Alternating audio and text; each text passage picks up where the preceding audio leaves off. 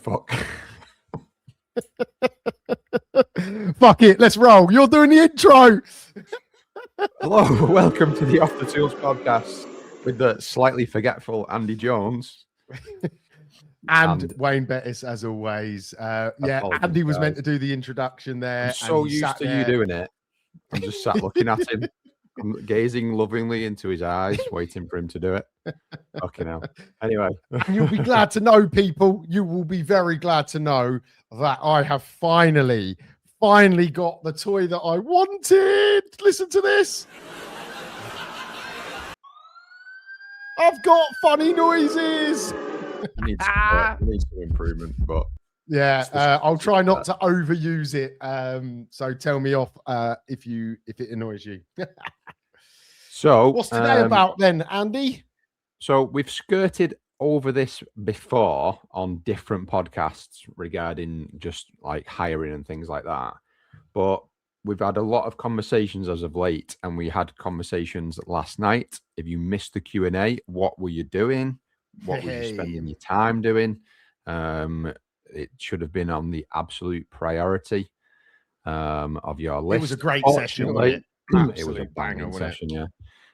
Fortunately, for those who didn't make it, we will be doing another one. Yes, so yeah, there was absolute golden nuggets.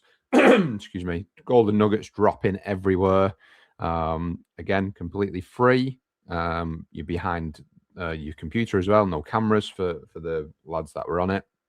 Bring any question you've got, and yeah, it was a banging session for sure. So yeah, this recurring question that was coming up both last night and often comes up on the forums online, direct questions, direct messages that me and Wayne get. We'll often speak about it on the discovery call, the free discovery call that we offer. See the screen for the link. Is basically how can I move on and get my first employee? So the reason why it's a common theme both outside of the Alliance and within the Alliance, what the lads in Alliance tend to find is that as they, I'll change that. I'll speak about lads outside first. Lads outside the Alliance realise that they have run out of time during the week, the lads that are busy, and they're like, well, shit, I need to make more money, or I've got too much work. I can't fit it in. The next step is obviously to take on an engineer.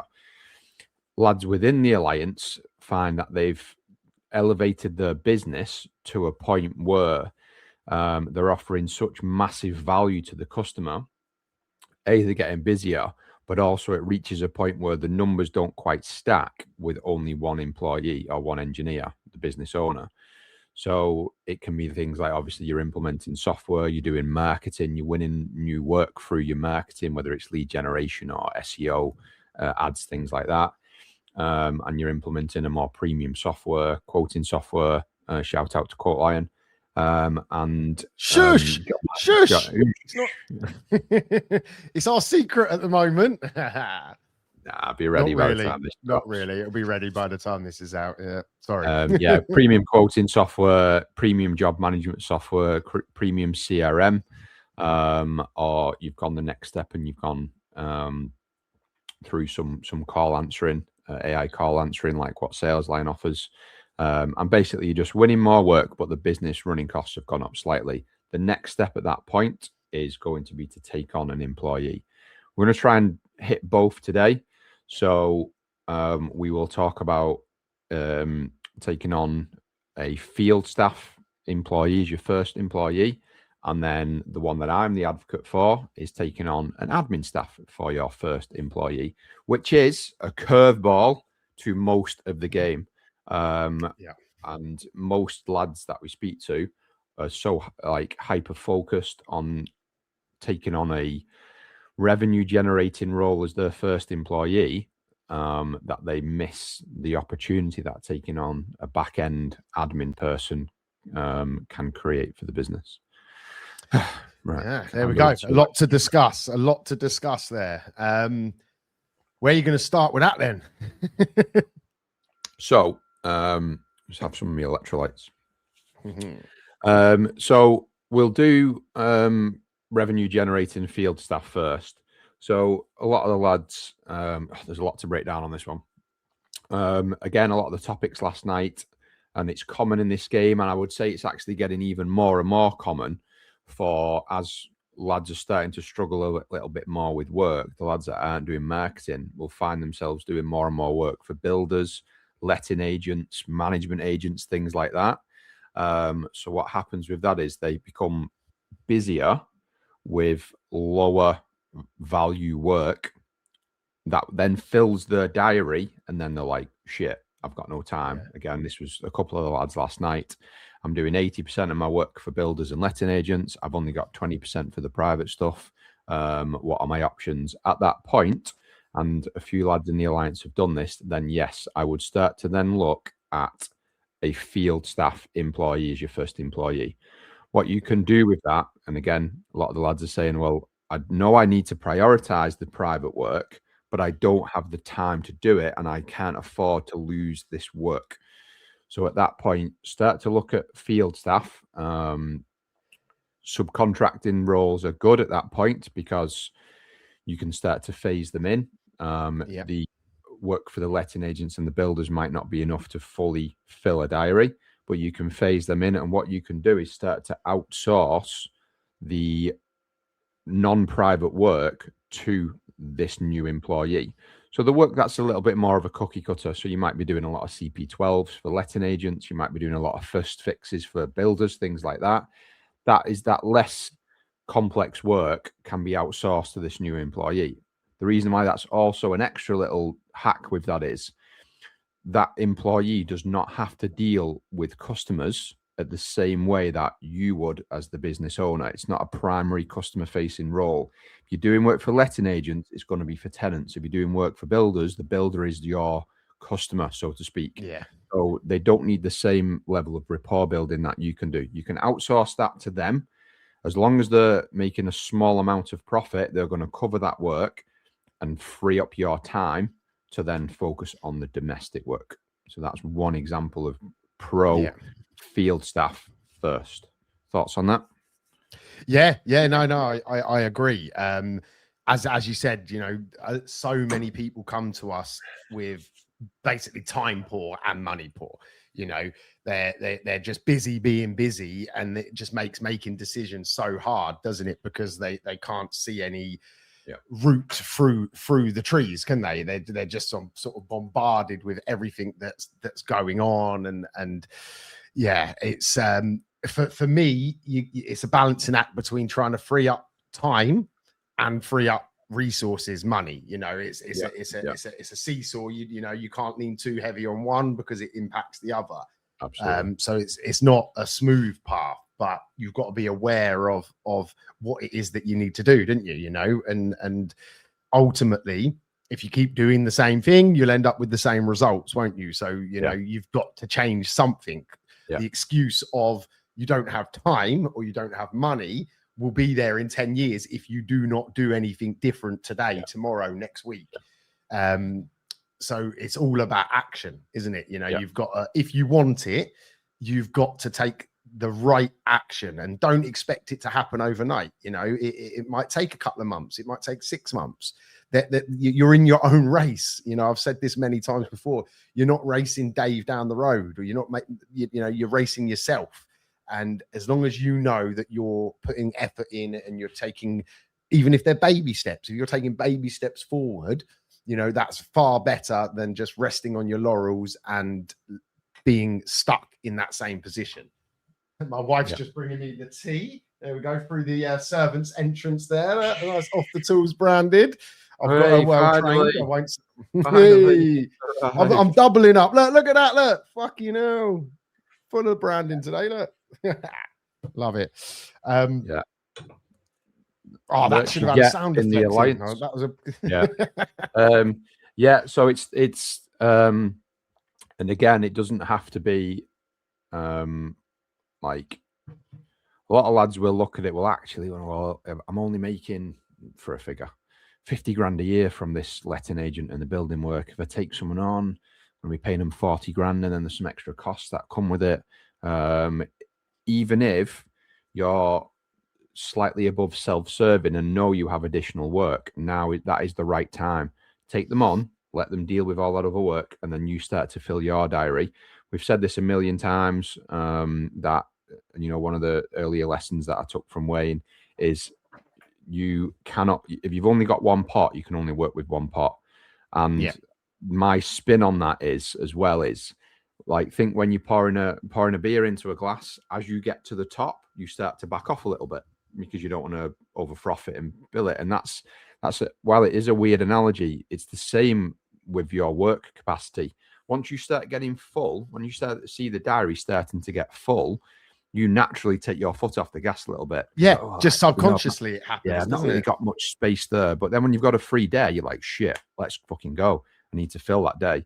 And that's what you'll find. You swap your diary over to the new engineer, and then you're like, right, okay, now I've got mostly empty diary, only some bits. I need to work a little bit harder. And it remotivates you and removes a lot of that laziness that you end up getting when you're full. Because a full diary does not necessarily mean you're making good money, especially if you're doing work for builders and letting agents. Rarely does a full letting agent fueled diary make good money. Literally was reading a post just before we jumped on this about on Gas Chat, a lad charging 70 quid for a CP12, and the letting agents wanting him to adjust his invoices to £88 to go to the landlord so they can make 18 quid off every cert. They're asking him to do that, and it's like, well, it just shows, doesn't it? They're looking after themselves. So if you can self-serve them with a new engineer, then free up your time, and then you can start to target it. The key word there is self-serve. I think that's a very key point, that people. So if you're earning £200 to £400 a day, you might be in that mindset that where you add another engineer and they've got to generate that same level. Ideally, yes, of course. But if the longer term plan is to build up a different area of the business, having them self-serving, so they're covering their costs and making a small profit, is a sensible decision. It might not mean that you can be off the tools straight away or anything like that, but it's a stepping stone to the destination that you're actually aiming for, isn't it? And then by the time you then fill up that domestic side and start being less reliant on the other contract work, the profit starts to go up, and then then the momentum, doesn't it? The inertia starts to kick in, and everything just rolls on from there. It's always overlooked, I think, that self-serving comment. I think it's we talk about that a lot with the lads, don't we? Like hiring in, like for the heating lads, hiring in the summer, and the fact that you might have an engineer that's only self-serving for the summer months is absolutely fine, because this is a seasonal game. This is a peaks and troughs game. You can get a lad dialed in, and again, flip side for the landscape gardener type guys, take someone on in the winter just to get them up to speed with the business and how we do it, so that you can get an engineer on. Let's map that out a little bit with the letting agents. You take an engineer on, he starts to do the letting agent work for you. He's self-serving. You fill your diary with the private domestic stuff, which should be priority work, not the letting agent work. Once you start to reach capacity, you can then start to give him more private work and start to scale down the letting agent work. Then eventually you will have replaced the letting agent work with your own work. I'm not saying it's the be all and end all to get rid of it, but it's just the fact of life, and I don't think anyone can really argue that private work should always take priority over any contractual work from, example, letting agents or builders, because you've got one customer there. You don't want to be doing 200 jobs for one customer. You want to be doing 200, one job for 200 customers. So that's a lot of guys lean into the letting agents for the safety side of it, and think, well, actually, no, I can't take an employee on because I'm not making enough money. But there's a different. We've sort of made it sound fairly easy to take on an engineer. So let's sort of have a bit of a reality check here. Yeah. Like, what are some of the key things when taking that engineer on? So from finding them to, actually bringing them into the business, what are some of the lessons that stick out to you on that front, mate? So yeah, I've spoke about it before. We've had some challenges with hiring engineers, and with us, with our heating business, it's a bit more of a premium business requiring sort of a higher level of skill set. So what we've found is we've took lads on and they've perhaps not done the job good enough, or they've overestimated their own skill set and been a bit overwhelmed. So for me, attitude is everything. So if you get a guy coming in, and we've had this on interviews, if you get someone coming in and they have a CV, like, you know, a fantastic CV, they've got loads of skills, they've got 30 years of experience, whatever it might be, but their attitude is shit, then that takes less priority for me. That's a no-go for me. I'm all about someone with the right attitude, even if their skill set is a bit lacking, because skills can always be achieved and gained. An attitude can really be changed, if ever. So for me, it's attitude above everything else. The willingness to learn as well, and the willingness to get on board. Culture is massive. It's a phrase we float around a lot in the Alliance. Culture is massive in a small business, especially if you're, for this first employee, they have to accept that they're coming into something a little bit different. You know, maybe they've worked for a bigger company for a long time. Maybe they've done social housing for a while. They're coming into a small business. The rewards are greater, but then the demand is also going to be greater. There's going to be a bit more of an expectation. There's perhaps going to be maybe some contact required in the evening from the owner, from yourself. So yeah, it's things that can go wrong, I suppose, is what we're leaning into. Is they join and say they've got the right skill set when they haven't. They make out they've got the right attitude and they haven't. They make out they're well into the culture and they're, you can text me in the evening, ring me in the evening, that's no problem. And then they're not available. Or they just don't get on board with the fact that they're coming into a growing business. There are a few prevalent points for me really about things going wrong. Yeah, no, definitely. And I find that a lot of that can be offset with the right onboarding process, can't it? You know, like if you can weed through these people, not expect miracles from them, you know, and onboard them into the company's infrastructure correctly with the right training, with the right support, you can mold these people into people that you want to represent you and your brand and your name, you know. And it's a thing that's often overlooked, isn't it? People just think, oh well, throw them in a van, throw them some instructions on what jobs to do next, and there you go, that's my role done as the leader, when it certainly isn't, is it? Yeah, that's such a big mistake, isn't it? And we're always keeping lads huge, to keep them checked in or keep them accountable with that. And it's a bit of a common problem in the fact that, like, people will do what you say. They're stacked busy with work. Let's just get another engineer on, stick him in a van, and then we'll crack on. Which does lead into the pro back end first hire, which I'll come back to in a minute. But yeah, you absolutely need to make sure that when you take someone on a field staff role, that you spend that time with them to nurture them.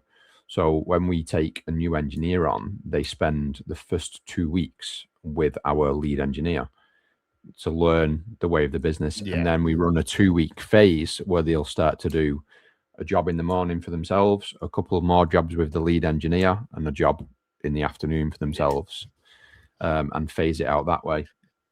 And it's a big failing on a lot of lads, isn't it, that they miss because they struggle to get on board with the cost that comes with that. Because naturally you're paying someone a wage, and there's a good couple of weeks there where they're not making any extra money.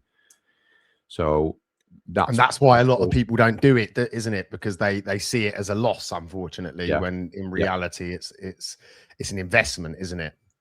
Yeah, that's a good word for it, that investment, because that's what you're doing. You gear it. If you just take them on and stick them in the van, you've got no idea what they're going to be doing, what they're capable of, what their skill set is.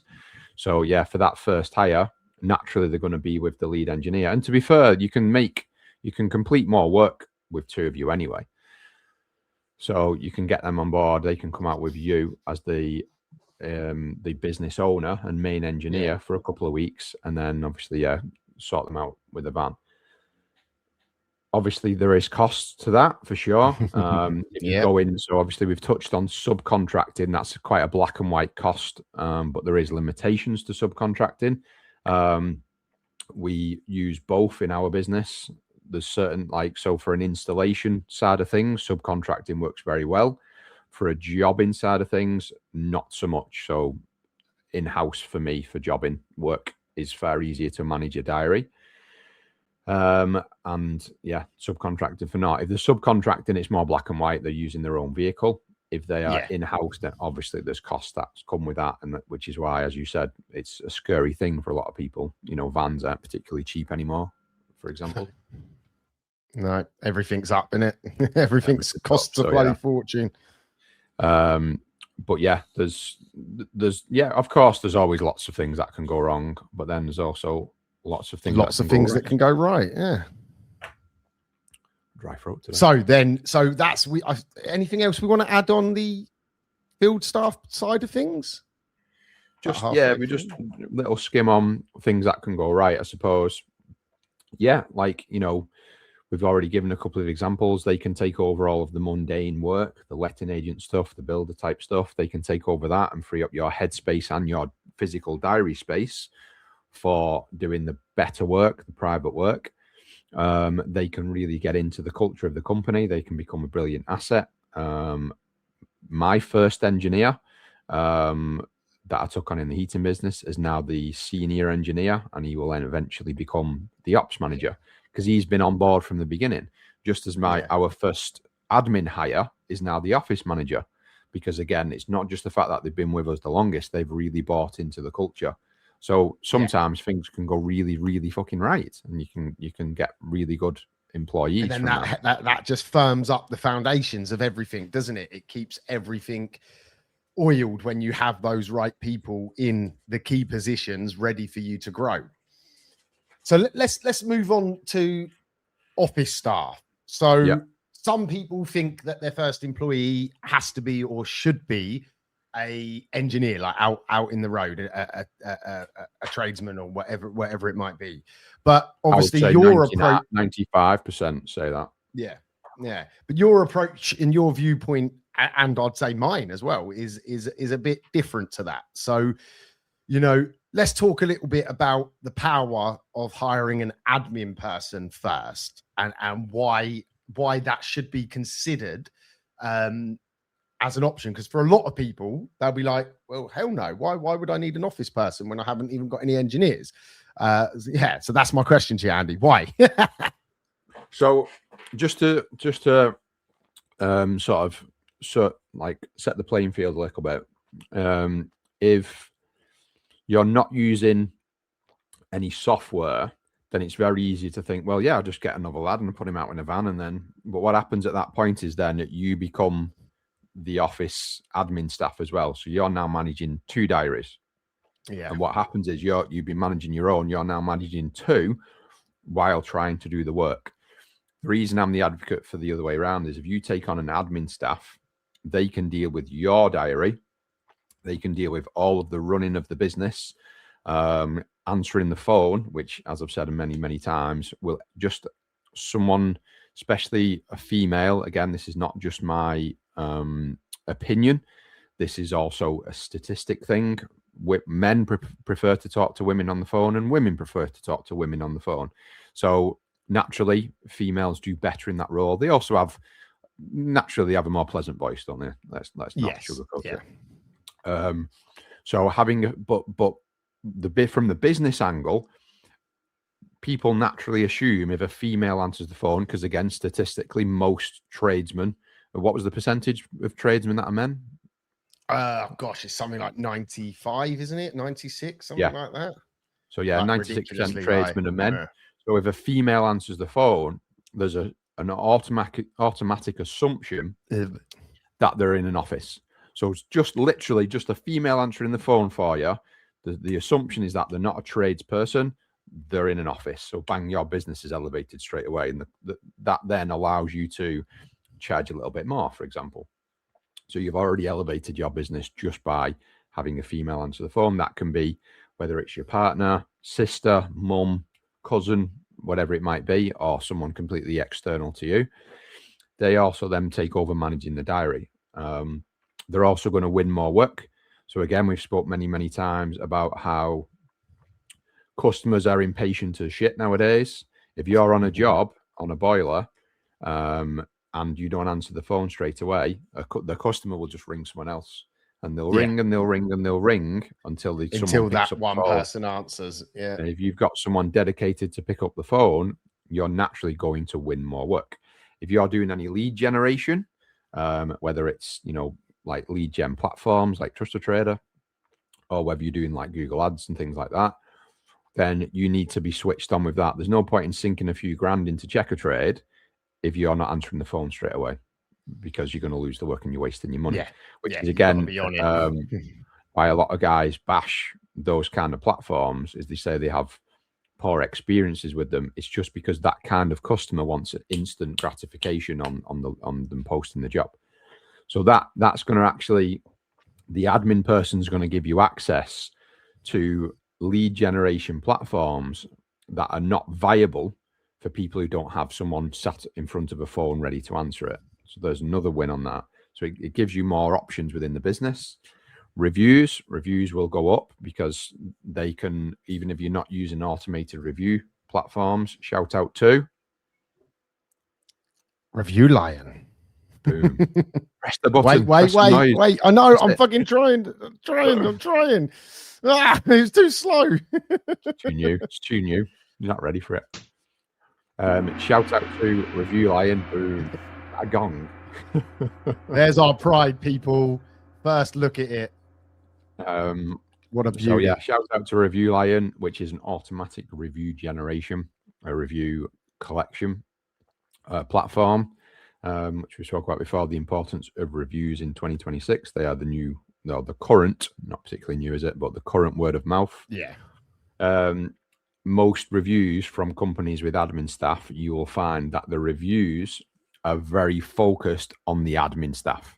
I had a great experience with, Mrs. Jones when she answered the phone.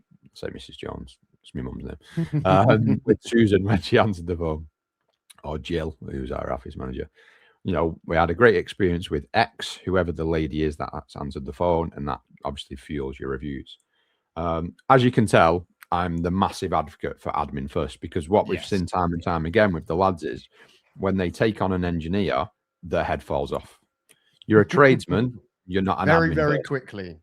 You're not an admin person. You will not do as good a job as the lady who's got 10 years experience doing office work, admin work.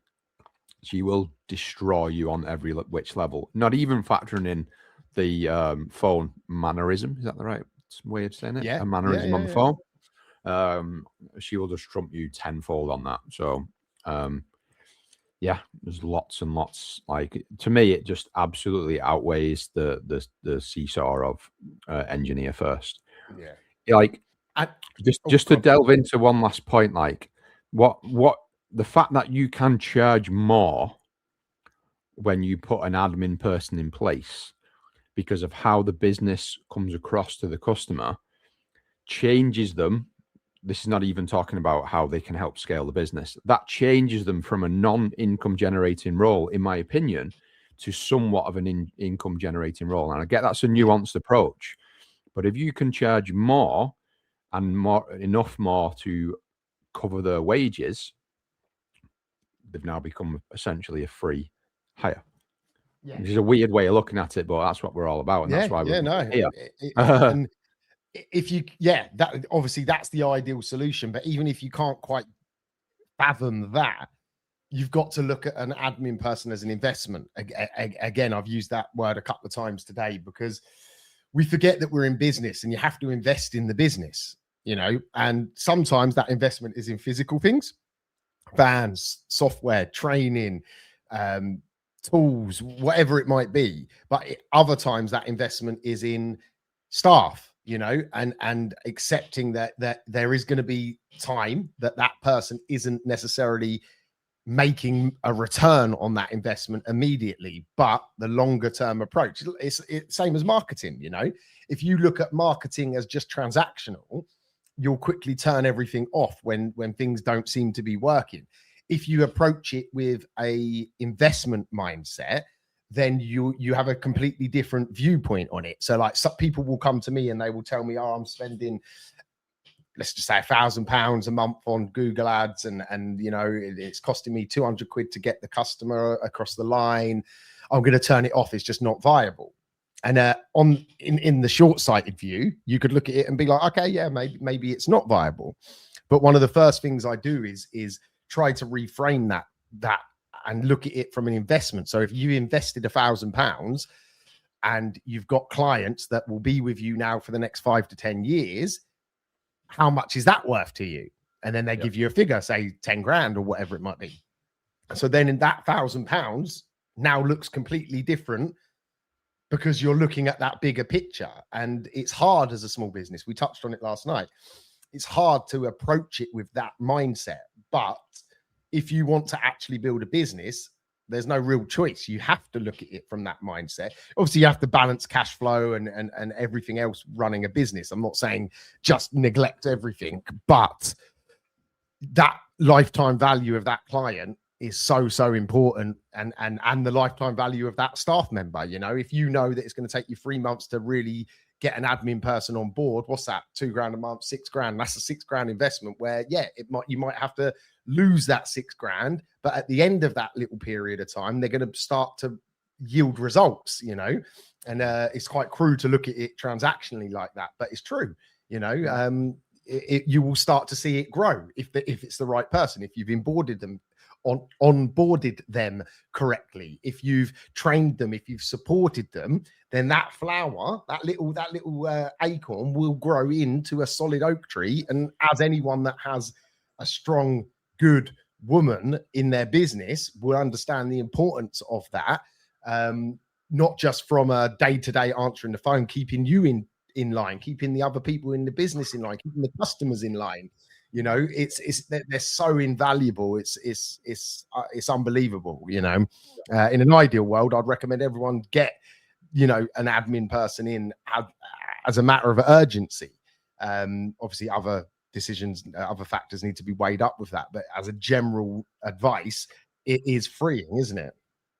Yeah, and we said this, you know, on one of the first podcasts we did, the long one, and I said the same. If I was to have walked a different path and chose to be just a sole trader and stay on my own and not take on any other engineers, I would still have gone priority job management software admin person. Yeah. Like, yeah. You know, he wants to be sat at home at night answering, you know, emails and, you know, quotes and things like that. That's the job of admin. You're an engineer. If you don't want to grow a business, then that's fine. Because again, it's too much of a focus on, oh, I'm not going to take an admin person on because that's a business and I don't want to grow a business. Like, even like another angle as well from a financial perspective, you know, 500 quid a week can be found through diary optimization, which you cannot do yourself. So an admin person could do optimization of your diary and find another couple of jobs in there, another 2 or 3 jobs to optimize the diary is going to cover their own costs. So again, it comes back to the self-serving thing. Even if the optimization of the diary makes them self-serving in that one specific point, then, and it's far easier to make an admin person self-serving as well because their salary is quite black and white. It doesn't have the variance. You always refer to it, hidden costs that you can have with the field staff. You know, when a tire blows out and then, you know, they've lost some work and they've got to go to the garage and all that sort of stuff. Admin person generally, you know, they're going to drive to the office in their own transport. You know, they get to the office on time, they work their shift. It's a very black and white cost, which is another part of the pro admin person first argument. There's not going to be a sneaky hidden cost that comes out from somewhere, like there is with field staff.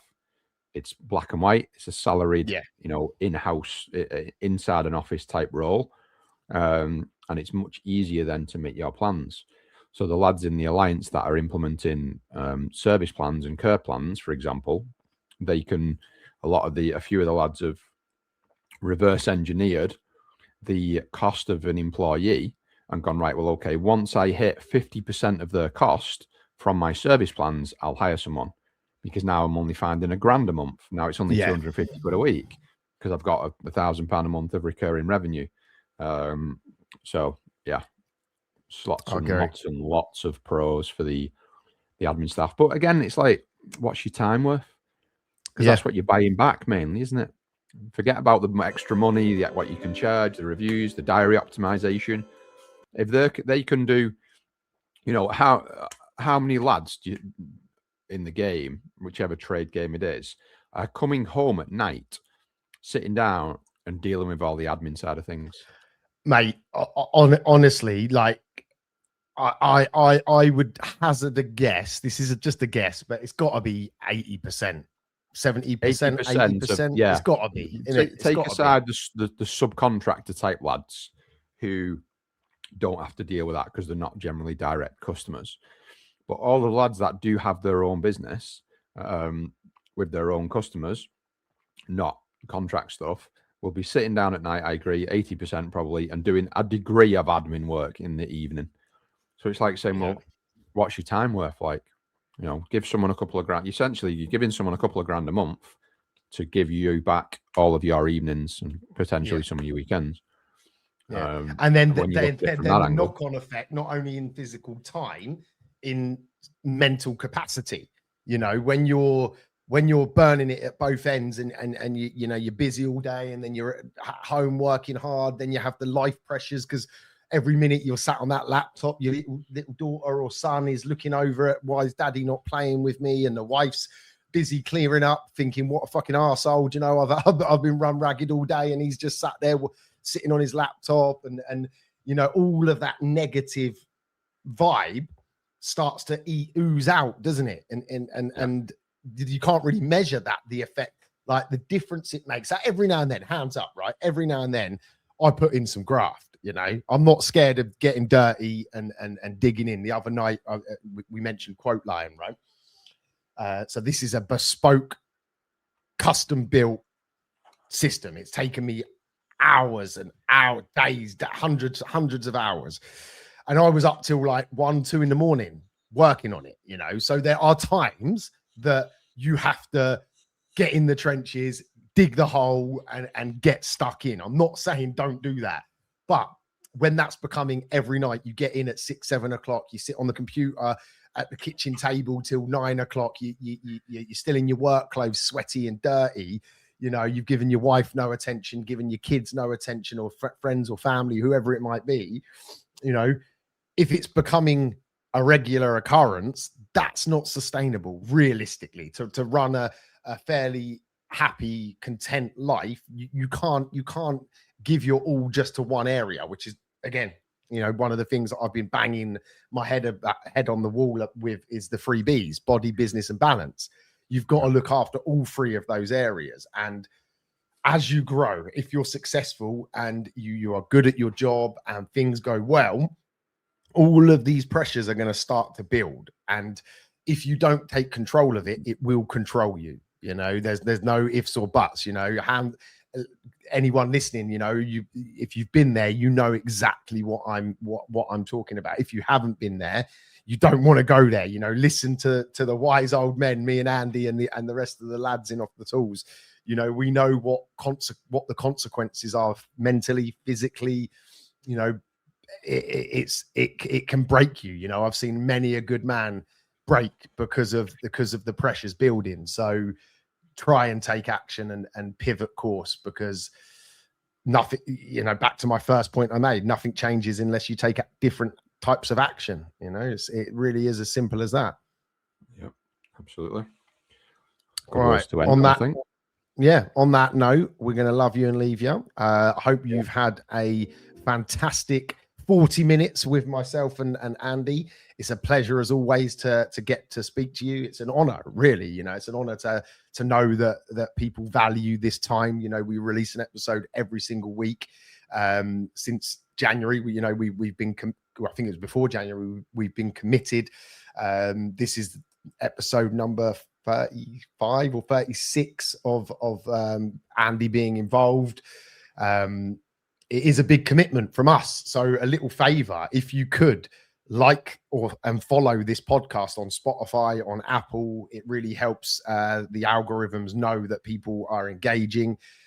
Even better if you could share it. If you could share it with other people in your community, that would be amazing too. It's not often I ask for much, but simply just leaving a comment, just engage with us. Let us know what questions you've got. I'd love to start bringing on questions into each show. So please, no question is silly. You can reach out privately to us, or you can put a comment in Spotify. I think Apple allows comments now as well. It'd be really great to get some engagement around it. And don't forget, also another completely free resource is the Off the Tools Facebook group. There's over 5,000 UK-based tradesmen in that group that at some point over the last 8 years have wanted to grow and expand and do more. So post questions in there, engage in there. If you just need a little bit of advice, pop it in that group. Just search Off the Tools community on Facebook and you'll see it's a group. You just join it. It'd be great to see more of you and get you more active, because sitting quietly in the sidelines is okay if you're just starting, but at some point you've got to put your boots on. World Cup analogy, England's first game tonight. Obviously, it's going to come out later, so fingers crossed we win. By the time this comes out, who knows? We might be bringing the fucking trophy home. Andy's scratching his head because he doesn't know what I'm talking about. But yeah, needed to get that plug out there because it's coming home, gents. It's coming home. Right. One last thing, as well. So we bring it back to business. For those that don't know, football is not my jam. Petrol head at heart. There's many a meme I have shared of when people are talking about football and daydreaming about cars and shit. But anyway, so one very underutilized resource that we offer, the link is on screen for anyone that's watching. If you're listening, it is the discovery call. So it's offthetools.co.uk /discovery-call. Or just head over to offthetools.co.uk and click on the tab that says Discovery Call. It's a free phone call, no commitment, not asking of anything of you. Again, we do this because we like to help people. We've both got businesses outside of this that generate us a wage, let's call it. So part of why we do this is because we like to do it. We don't sell bullshit. We don't force you onto, expensive courses. There's a particular training company in the UK that gets an interesting rap or conversation around it. We're kind of the opposite to that. It's a good community of lads. Anyone who's been following us for a while will know that. And basically, free call, book it in. We'll jump on the phone and a bit like last night's Q&A. If you've got issues, if you want to get somewhere in business, but you're a bit stuck, jump on a call and we'll help in any way we can. On that note, God bless everyone. Have a great week. See you all soon. Let's go.